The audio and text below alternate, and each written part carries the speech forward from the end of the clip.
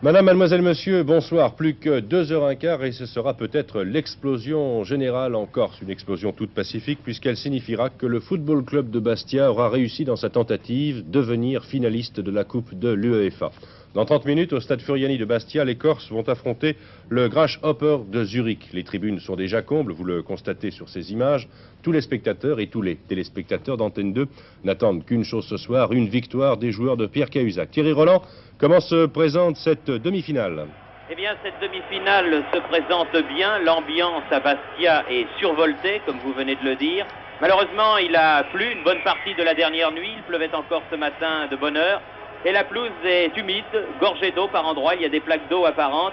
Et le match se déroulera certainement dans des conditions difficiles. Mais tout un peuple, que dis-je, toute une île, tout le football français est derrière le Sporting de Bastia pour réussir, après le Stade de Reims et Saint-Étienne, l'exploit que l'on jugeait impossible en début de saison, parvenir en finale de la Coupe de l'UEFA. Et croyez-le bien, les joueurs en sont conscients et prêts à donner, dans une vingtaine de minutes maintenant, le meilleur d'eux-mêmes.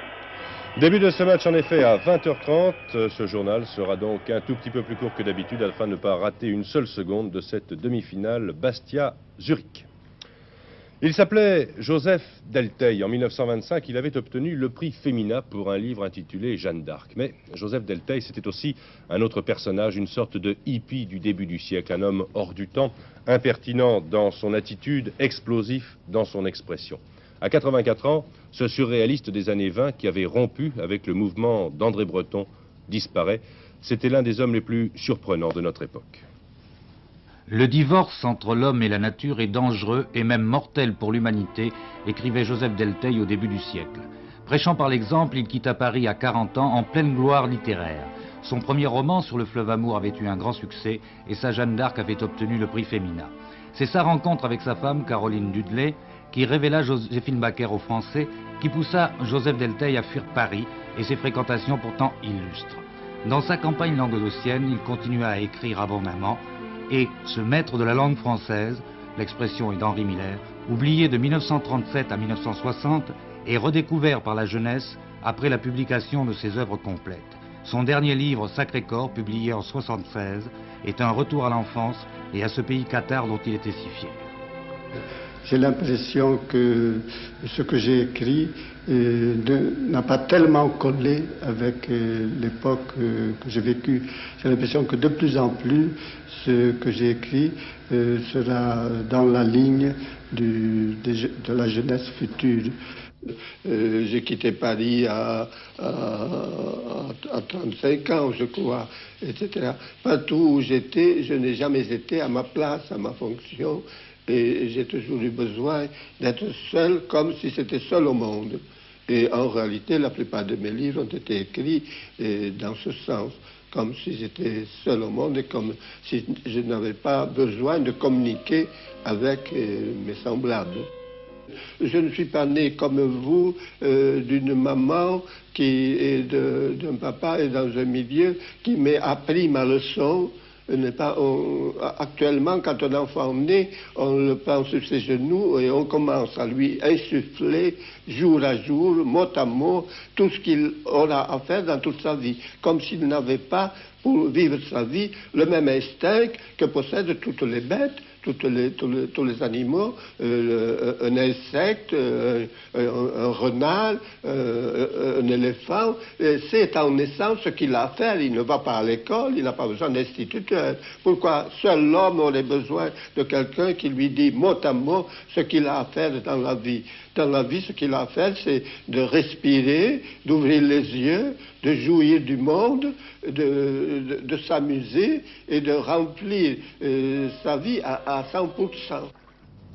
Certaines des images que vous venez de voir sont extraites d'un film réalisé il y a quelques années par Jean-Marie Drault, un film que vous pourrez revoir les 17 et 24 avril. Les deux prochains lundis à 21h30, Antenne 2 présentera en effet un hommage à Joseph Delteil. Cet hommage, ce sera ce film dans son intégralité.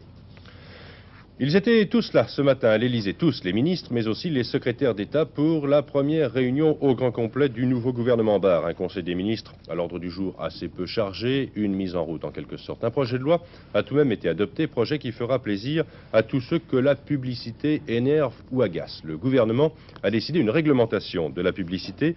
En résumé, le projet vise à l'interdiction de l'affichage partout où cet affichage est gênant, c'est-à-dire en dehors des agglomérations, sur les monuments ou dans les sites prestigieux. Jusqu'à présent, la loi de 1943 qui réglemente la publicité est bafouée, violée chaque jour. C'est donc à cause de cette anarchie que depuis 7 ans, on travaille à une nouvelle loi qui devrait enfin assurer une réelle protection des sites. Dans les agglomérations, toute publicité sera interdite dans les lieux les plus prestigieux. La publicité sur les véhicules, dans les airs, ainsi que le mobilier urbain seront très sévèrement contrôlés. En dehors des agglomérations, l'affichage sera tout simplement interdit. Le pouvoir des maires doit être étendu. Ils pourront, s'ils le désirent, rendre la loi plus restrictive. Enfin, en cas d'infraction, des amendes dissuasives décourageront les fraudeurs et les associations pourront se porter partie civile. Il était grand temps de tirer le signal d'alarme de la signalisation. C'est le premier acte de ce gouvernement et vous voyez que c'est un acte de décentralisation des responsabilités et en même temps de réponse à des aspirations de la population et de protection de notre patrimoine et de nos paysages. En dehors de l'étude de ce projet de loi sur la publicité, il a été aussi question ce matin lors du Conseil des ministres du marché commun. C'est ainsi que M. Giscard d'Estaing a insisté sur le caractère positif du récent sommet de Copenhague. M. Raymond Barre, après la réunion du Conseil, a donné cet après-midi le coup d'envoi de ses rencontres avec les dirigeants syndicaux. En un peu moins de 3 semaines, le Premier ministre va recevoir les représentants des grandes centrales syndicales, mais aussi ceux du patronat et des petites et moyennes entreprises. Le premier à être reçu aujourd'hui, c'était M. André Bergeron, au nom de FO. Nous avons demandé que les négociations s'engagent rapidement dans la fonction publique et dans les entreprises nationales où il n'existe pas encore d'accord. Ces négociations vont s'engager dans les semaines qui viennent. Je ne peux naturellement pas dire si elles déboucheront sur des compromis acceptables par les organisations forces ouvrières, mais enfin, nos organisations participeront aux négociations avec la volonté de parvenir à des accords qui préservent les intérêts des gens que nous représentons. Est-ce que vous avez l'impression qu'il y a vraiment un déblocage dans les négociations sociales? Écoutez, c'est encore trop tôt pour le dire. Les négociations vont s'engager, c'est à ce moment-là que nous pourrons porter jugement. Mais encore une fois, nous irons à ces négociations avec une volonté d'aboutir, sans démagogie, sans surenchère, en tenant compte des réalités de notre environnement, mais naturellement des intérêts des gens que nous représentons. Du côté du gouvernement, on souligne ce soir aussi le très bon climat dans lequel s'est déroulée cette rencontre avec le leader de Force ouvrière, mais on précise également que M. Raymond Barre n'annoncera pas ses intentions dans le domaine social avant la fin de ses consultations avec l'ensemble des syndicats et du patronat. Une attitude qui est d'ailleurs celle aussi du patronat français. M. François Sérac le soulignait ce matin dans une interview. Il n'est pas question que le patronat s'engage avant de connaître les intentions du gouvernement, déclarait-il. Il n'en demeure pas moins que pour le CNPF, 3 problèmes devraient être résolus très rapidement. Le problème des bas salaires, tout d'abord, celui de l'emploi, donc du chômage, ensuite, et enfin le problème de l'aménagement du temps de travail. D'un côté comme de l'autre, on s'oriente donc vers une reprise et une progression de ce que l'on a appelé au début des années 70 la politique contractuelle, une politique qui reste le cheval de bataille des syndicats réformistes. Encore faut-il pouvoir la mettre en œuvre et la faire aussi coïncider avec les impératifs économiques du moment. André Bergeron le rappelait. La politique contractuelle, c'est d'abord une table. Et puis autour de cette table, des représentants du patronat et des syndicats. Depuis 10 ans, les habitudes sont tellement prises que dans la grande salle du CNPF, où les délégations se réunissent régulièrement, les uns et les autres occupent toujours la même place. Pour parler de quoi? Eh bien, de tout ce qui concerne la protection sociale des travailleurs.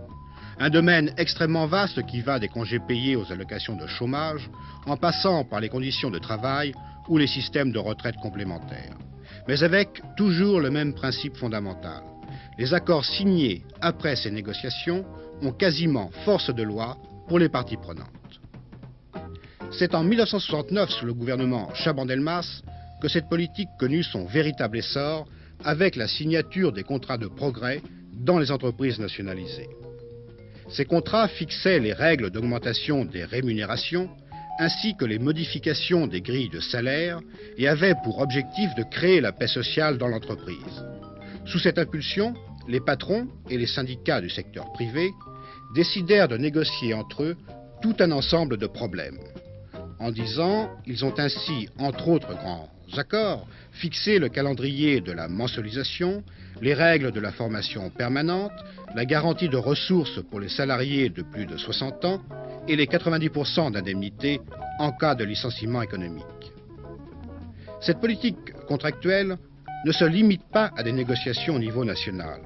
Elle prévoit également que soient négociés au sein des branches ou des entreprises des accords portant sur des problèmes spécifiques. Et c'est ainsi que depuis 1972, chaque année, 3000 accords furent signés. Depuis 2 ans, la politique contractuelle a connu un fort ralentissement. L'éventualité d'un changement politique rendait moins impérative pour les syndicats une concertation régulière. Dans le secteur public, les contrats de progrès étaient renouvelés sans être vraiment négociés, et dans le secteur privé, les liens étaient certes maintenus, mais les grands thèmes n'étaient pas abordés.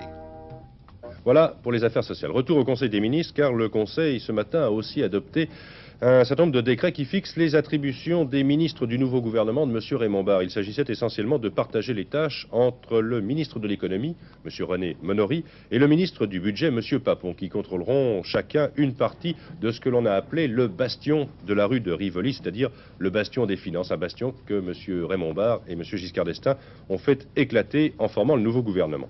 Le ministre de l'économie, c'est-à-dire M. René Monory, a donc sous son autorité maintenant la direction et les services responsables de l'équilibre économique et monétaire, c'est-à-dire le trésor, les prévisions, les relations économiques extérieures, la concurrence et les prix, les assurances, les statistiques et les études économiques. De son côté, le ministre du budget, c'est-à-dire M.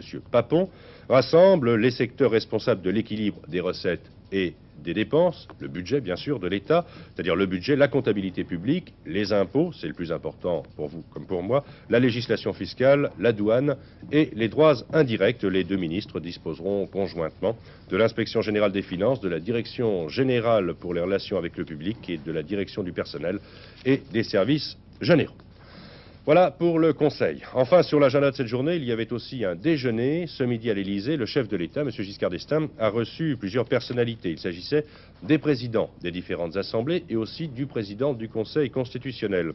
Messieurs Chaban-Delmas, Poher, Ventejol pour le Conseil économique et social et M. Roger Frey pour le Conseil constitutionnel étaient donc présents.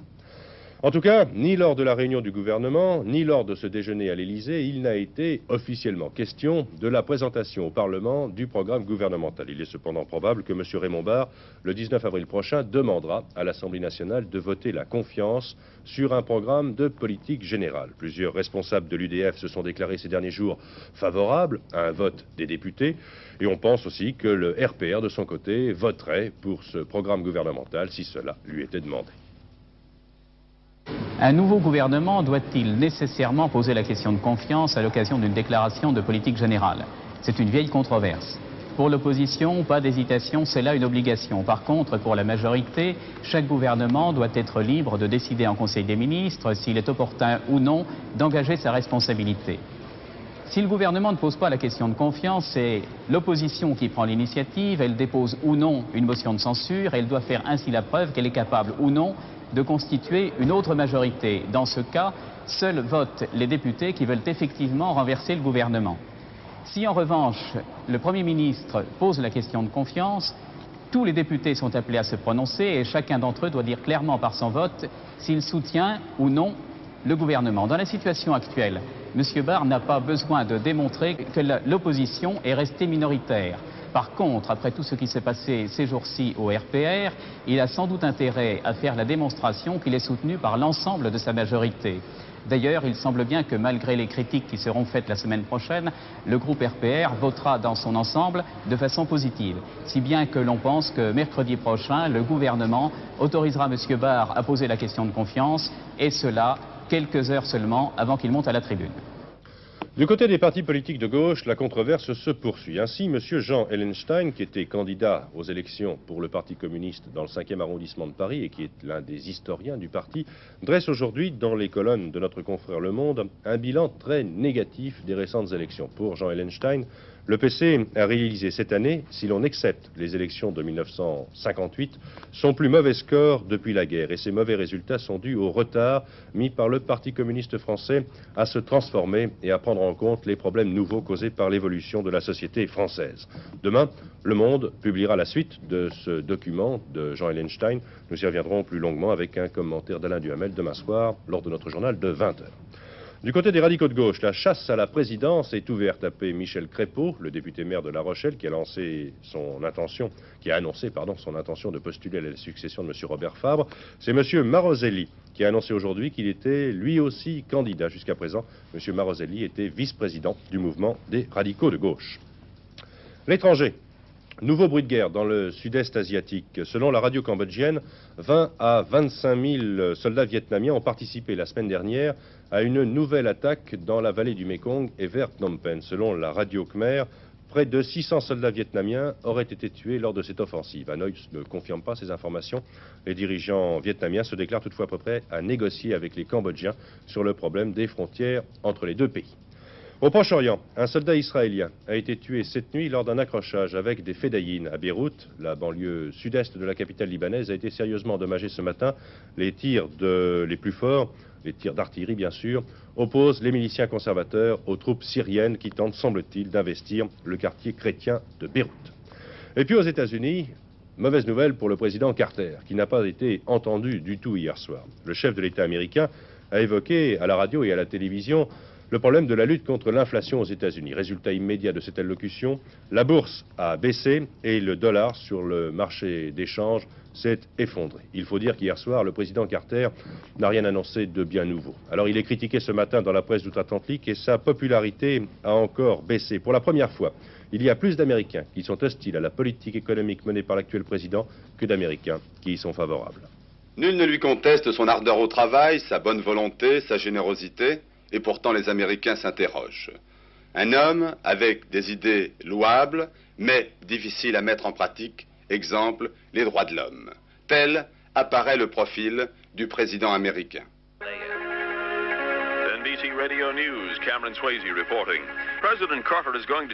Carter considère les dossiers encore ouverts lorsque tout son entourage les croit clos, constate le New York Times après la mise entre parenthèses de la bombe à neutrons. Le chef de l'exécutif américain veut maintenir la détente, l'équilibre avec l'URSS, et c'est pourquoi il croit qu'en se faisant le champion du désarmement, il pourra amener les soviétiques sur son terrain et obtenir de leur part des concessions. À Washington, on redoute que cette attitude soit prise pour de la faiblesse, au mieux de l'indécision. Carter est-il indécis qui, après avoir ménagé Begin et la communauté juive américaine, est devenu aujourd'hui le censeur le plus intransigeant de Menachem Begin? Ainsi, Carter déconcerte et intrigue non seulement l'Europe, mais son opinion publique, indifférente au récent voyage planétaire de son président, mais préoccupée par les questions intérieures. Le candidat Carter avait promis des réformes aux Américains, mais ces derniers répondent au président Carter des réformes, oui, changer notre façon de vivre, non. C'est pourquoi le projet sur l'énergie reste lettre morte, malgré le gaspillage énergétique qui coûte une fortune à la nation américaine. Sur ce point au moins, les propositions de Carter sont justes, clairvoyantes, mais trop novatrices sans doute pour son pays. Les grands pétroliers du Texas et les lobbies du Congrès le lui ont fait comprendre. Dans le même temps, la presse américaine, peu habituée à l'indulgence, reproche à son président d'être mal conseillé, Zbigniew Brzezinski, le successeur de Kissinger, étant le plus souvent visé. Trop de grands dessins et de concepts à l'échelle du monde, ils prennent le pas sur les problèmes concrets de la nation qui doivent être la préoccupation majeure d'un président démocrate, surtout s'il veut être réélu. Cette mise en garde est faite par la communauté noire, surtout, dont les votes l'ont porté au pouvoir et qui subit aujourd'hui les incertitudes économiques. Un dollar faible, des importations qui coûtent cher, les États-Unis attendent les initiatives de Carter avant que l'inflation ne frappe à la porte. Retour au protectionnisme pur et simple, contrôle des prix ou création de nouveaux emplois. On ne sait. Carter est-il un activiste sans doctrine ou un homme qui aurait besoin du temps pour agir? Mais le chef de l'État le plus puissant du monde sait-il que ses partenaires s'en irritent? À moins que Carter soit le seul à penser que son pays entre dans une ère de moindre puissance, de moindre rayonnement. unique hypothèse qui justifierait son difficile exercice du pouvoir, avec toutefois en filigrane cette question: qui est et que veut Jimmy Carter? Voilà, cette édition raccourcie est maintenant terminée. Dans 10 minutes sur Antenne 2, Bastia, Zurich, c'est du football. Allez les Bastiais, et bonsoir.